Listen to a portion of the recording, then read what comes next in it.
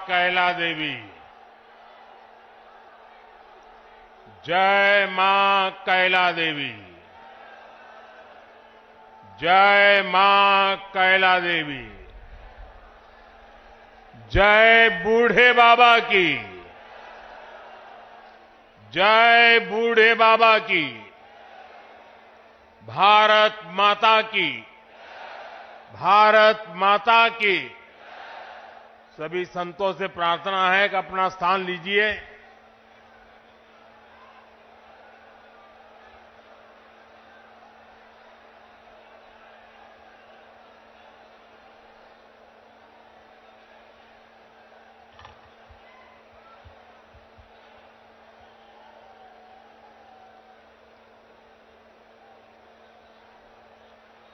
उत्तर प्रदेश के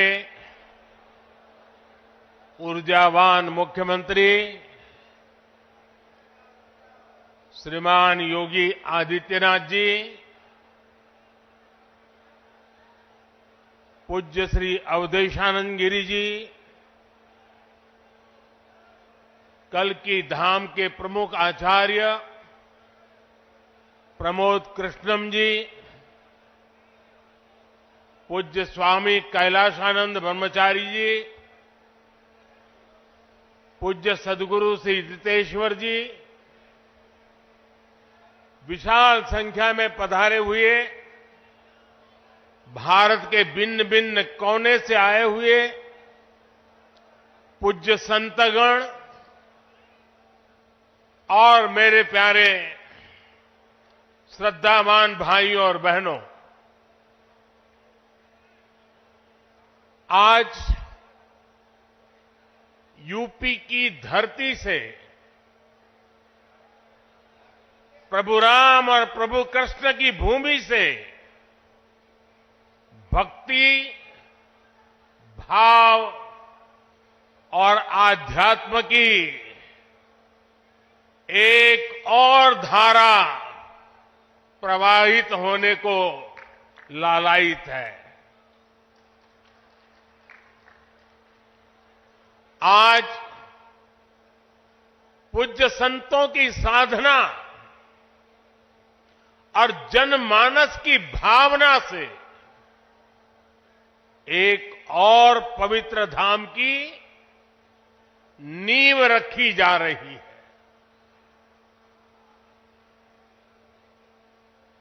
अभी आप संतों आचार्यों की उपस्थिति में मुझे भव्य कल्की धाम के शिलान्यास का सौभाग्य मिला है। मुझे विश्वास है कि कल्की धाम भारतीय आस्था के एक और विराट केंद्र के रूप में उभर कर सामने आएगा। मैं सभी देशवासियों को और विश्व के सभी श्रद्धालुओं को शुभकामनाएं देता हूं। अभी आचार्य जी कह रहे थे कि 18 साल की प्रतीक्षा के बाद आज ये अवसर आया है। वैसे भी आचार्य जी कई ऐसे अच्छे काम हैं जो कुछ लोग मेरे लिए ही छोड़ करके चले गए हैं।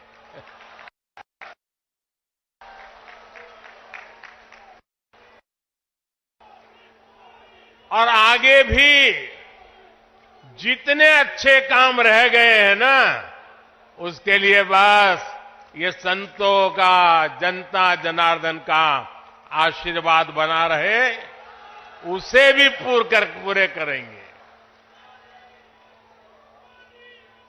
साथियों, आज छत्रपति शिवाजी महाराज की जन्म जयंती भी है। ये दिन इसलिए और पवित्र हो जाता है और ज्यादा प्रेरणादायक हो जाता है। आज हम देश में जो सांस्कृतिक पुनरोदय देख रहे हैं, आज अपनी पहचान पर गर्व और उसकी स्थापना का जो आत्मविश्वास दिख रहा है, वो प्रेरणा हमें छत्रपति शिवाजी महाराज से ही मिलती है। मैं इस अवसर पर छत्रपति शिवाजी महाराज के चरणों में श्रद्धापूर्वक नमन करता हूं, उन्हें श्रद्धांजलि अर्पित करता हूं। साथियों, पिछले दिनों जब प्रमोद कृष्णम जी मुझे निमंत्रण देने के लिए आए थे, जो बातें उन्होंने बताई उसके आधार पर मैं कह रहा हूं कि आज जितना आनंद उनको हो रहा है, उससे अनेक गुना आनंद उनकी पूज्य माता जी की आत्मा जहां भी होगी उनको होता होगा।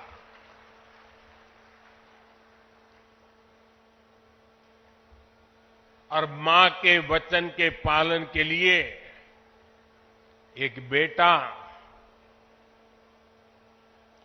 कैसे जीवन खपा सकता है, ये प्रमोद जी ने दिखा दिया है।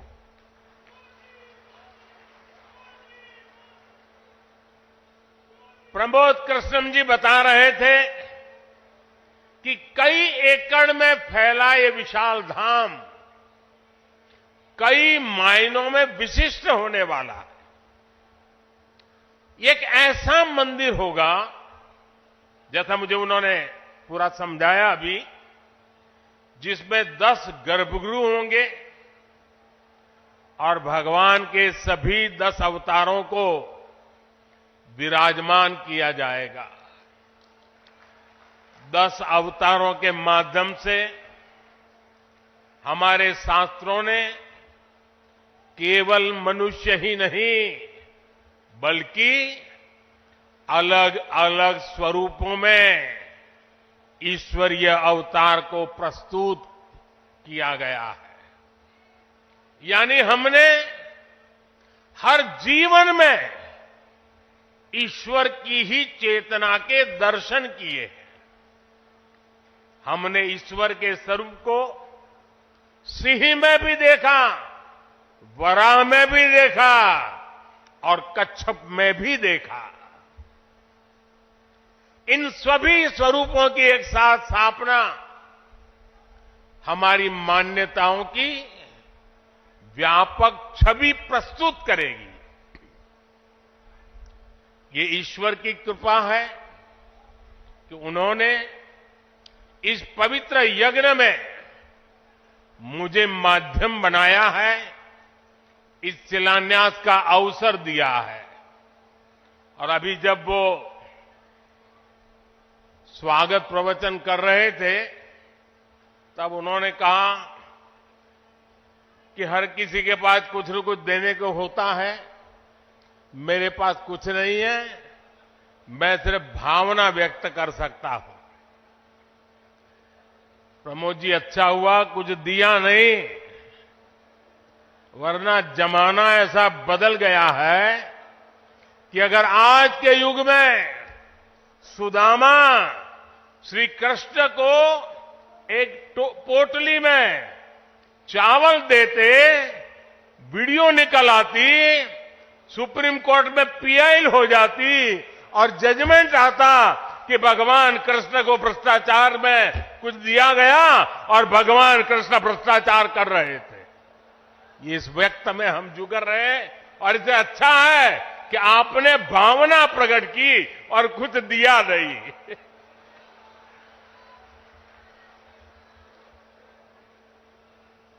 मैं इस शुभ कार्य में अपना मार्गदर्शन देने के लिए पधारे सभी संतों को भी नमन करता हूं।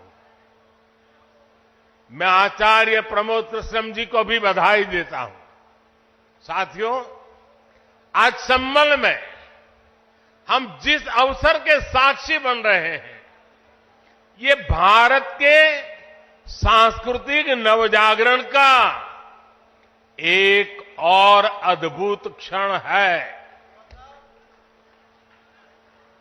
अभी पिछले महीने ही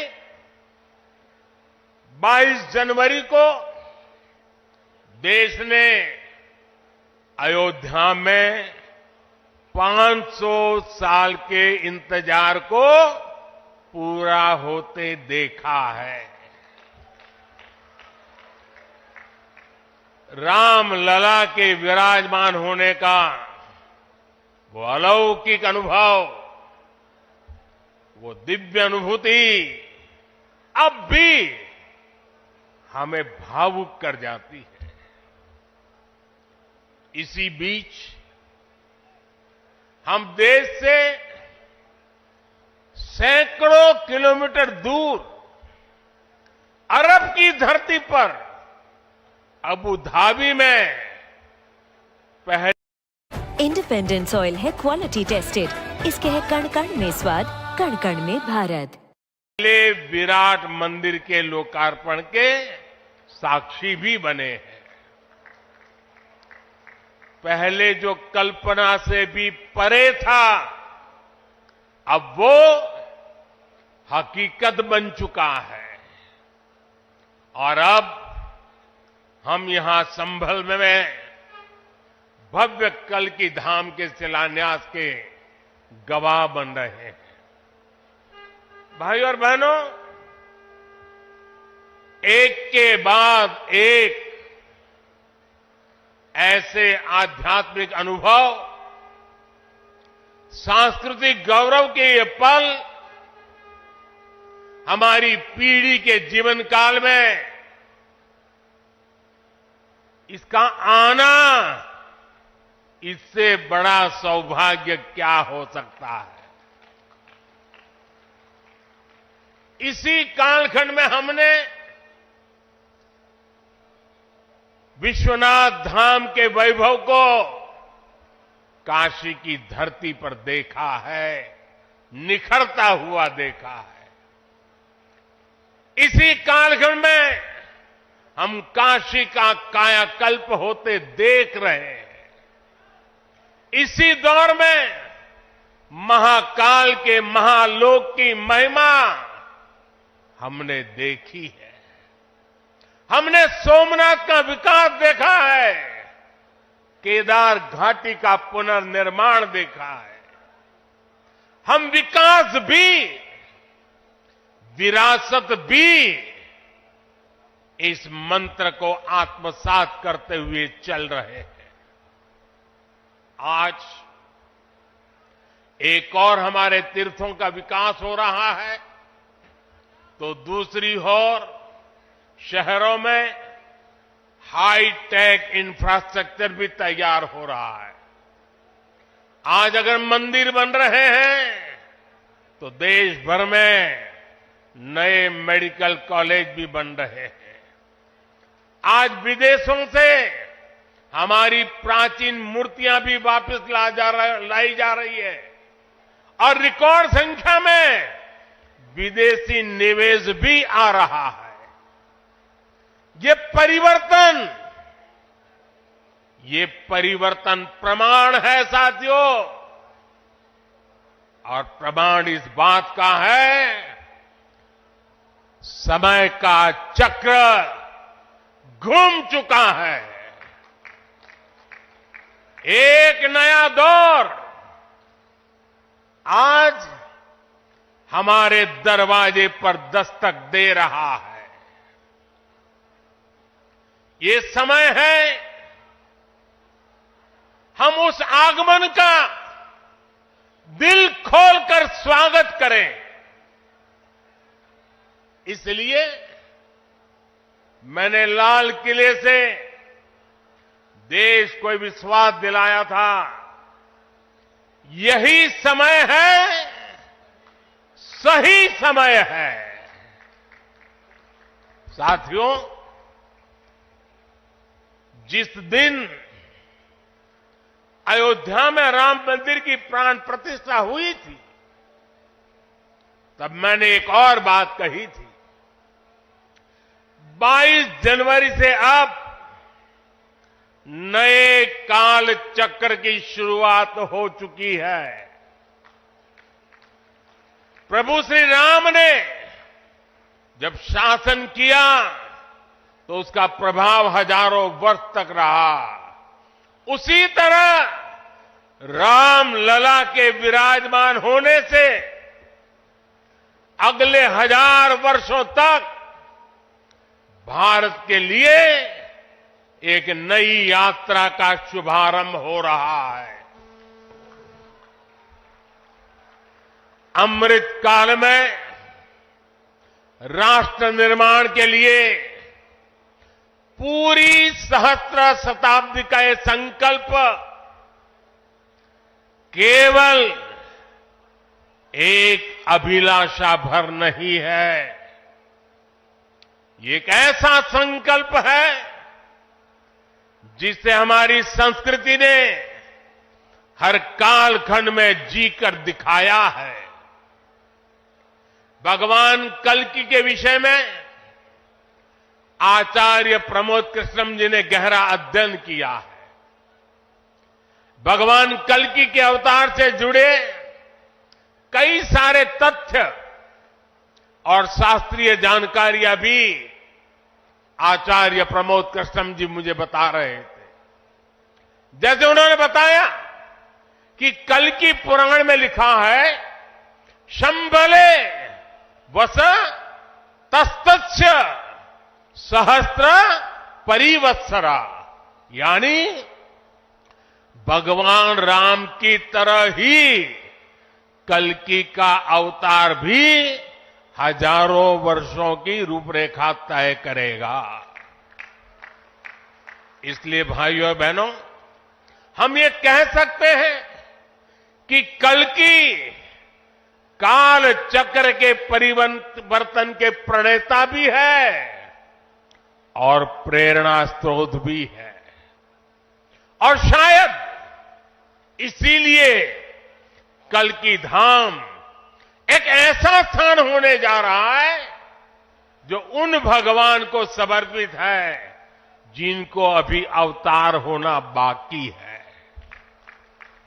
अब कल्पना करिए, हमारे शास्त्रों में सैकड़ों हजारों साल पहले भविष्य को लेकर इस तरह की अवधारणा लिखी गई। हजारों वर्ष बाद की घटनाओं के लिए भी सोचा गया। ये कितना अद्भुत है, और ये भी कितना अद्भुत है कि आज प्रमोद कृष्णम जैसे लोग पूरे विश्वास के साथ उन मान्यताओं को आगे बढ़ा रहे हैं, अपना जीवन खपा रहे हैं।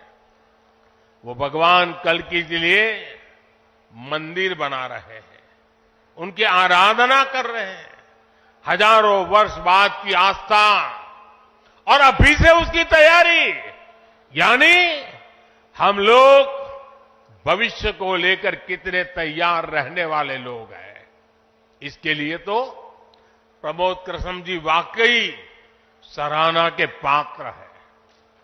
मैं तो प्रमोद कृष्णम जी को एक राजनीतिक व्यक्ति के रूप में दूर से जानता था, मेरा परिचय नहीं था। लेकिन अभी जब कुछ दिन पहले मेरी उनसे पहली मुलाकात हुई तो ये भी पता चला कि वो ऐसे धार्मिक आध्यात्मिक कार्यों में कितनी मेहनत से लगे रहते हैं। कल्कि मंदिर के लिए इन्हें पिछली सरकारों से लंबी लड़ाई लड़नी पड़ी, कोर्ट के चक्कर भी लगाने पड़े। वो मुझे बता रहे थे कि एक समय उन्हें कहा जा रहा था कि मंदिर बनाने से शांति व्यवस्था बिगड़ जाएगी। आज हमारी सरकार में प्रमोद कृष्णम जी निश्चिंत होकर इस काम को शुरू कर पाए हैं। मुझे भरोसा है कि मंदिर इस बात का प्रमाण होगी कि हम बेहतर भविष्य को लेकर कितने सकारात्मक रहने वाले लोग हैं। साथियों, भारत पराभव से भी विजय को खींच करके लाने वाला राष्ट्र है। हम पर सैकड़ों वर्षों तक इतने आक्रमण हुए, कोई और देश होता, कोई और समाज होता तो लगातार इतने आक्रमणों की चोट से पूरी तरह नष्ट हो गया होता। फिर भी हम न केवल डटे रहे, बल्कि और भी ज्यादा मजबूत होकर सामने आए। आज सदियों के वो बलिदान फलीभूत हो रहे हैं। जैसे कोई बीज वर्षों के अकाल में पड़ा रहा हो, लेकिन जब वर्षा काल आता है तो वो बीज अंकुरित हो उठता है। वैसे ही आज भारत के अमृत काल में भारत के गौरव, भारत के उत्कर्ष और भारत के सामर्थ्य का बीज अंकुरित हो रहा है। एक के बाद एक हर क्षेत्र में कितना कुछ नया हो रहा है। जैसे देश के संत और आचार्य नए मंदिर बनवा रहे हैं, वैसे ही मुझे ईश्वर ने राष्ट्र रूपी मंदिर के नवनिर्माण का दायित्व सौंपा है। मैं दिन रात राष्ट्र रूपी मंदिर को भव्यता देने में लगा हूं, उसके गौरव का विस्तार कर रहा हूं। इस निष्ठा के परिणाम भी हमें उसी तेजी से मिल रहे हैं। आज पहली बार भारत उस मुकाम पर है जहां हम अनुसरण नहीं कर रहे हैं, उदाहरण पेश कर रहे हैं। आज पहली बार भारत को टेक्नोलॉजी और डिजिटल टेक्नोलॉजी के क्षेत्र में संभावनाओं के केंद्र के रूप में देखा जा रहा है। हमारी पहचान इनोवेशन हब के तौर पर हो रही है। हम पहली बार दुनिया की 5वीं सबसे बड़ी अर्थव्यवस्था जैसे बड़े मुकाम पर पहुंचे हैं।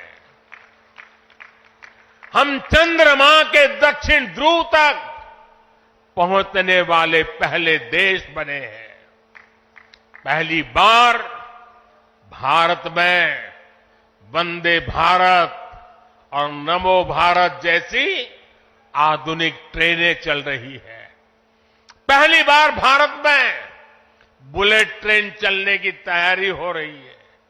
पहली बार हाईटेक हाईवे, एक्सप्रेसवेज का इतना बड़ा नेटवर्क और उसकी ताकत देश के पास है। पहली बार भारत का नागरिक, चाहे वो दुनिया के किसी भी देश में हो, अपने आप को इतना गौरवान्वित महसूस करता है। देश में सकारात्मक सोच और आत्मविश्वास का ये जो ज्वार हम देख रहे हैं, एक अद्भुत अनुभूति है। इसलिए आज हमारी शक्ति भी अनंत है और हमारे लिए संभावनाएं भी अपार है।